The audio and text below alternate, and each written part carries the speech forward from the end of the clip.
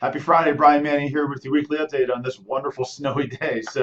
Let's get right to it. So Monday this week, kind of a reiteration from Friday last week, but you had Jerome Powell, Fed chairman, saying that they're going to be patient in what they're doing as far as interest rates are concerned, and kind of just watch the overall U.S. economy and be patient in their rate hikes. So Fed forecast for 2019 is that they will have 1 to 2 rate hikes this year, probably a few months out from the first one we may see, but 1 to 2 is the general consensus. We also had the Fed minutes this week, which was the minutes from their prior meeting, and kind of general consensus in the overall Fed voting membership is that they're going to be patient as well. So good to see them kind of cool off a little bit. Really not much news in the middle of the week.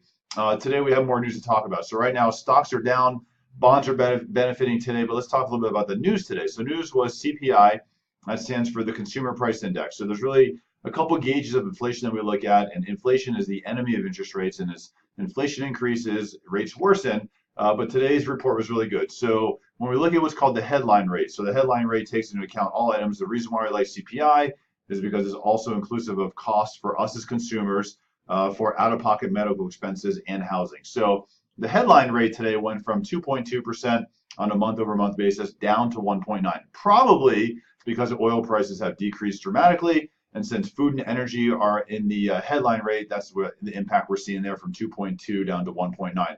The core rate, which strips out the volatile food and energy market, stayed flat at 2.2%. Really, the Federal Reserve's target for inflation is at 2%, but seeing it stay flat at 2.2 is good, and bond markets have reacted favorably, which is kind of positive benefit for interest rates. Second thing about today is stocks are down and bonds are benefiting. Why is that? Well, most investors in the stock market right now they're just generally nervous about the government shutdown. I think a lot of people thought they would have come to an agreement by now. It wouldn't be this far into it, but it hasn't happened. It looks like both sides have just kind of dug in their heels and nothing's taking place right now. So investors are nervous. When investors are nervous, typically money will leave the stock markets and move into bonds because bonds are a secure place to invest their money. It doesn't always work that way, but many times it does. So right now we're seeing mortgage rates benefit a little bit from the nervousness in the stock markets from a government shutdown, and we're seeing mortgage rates lower a little bit today compared to where we were yesterday in the week. So always good to see mortgage rates lower.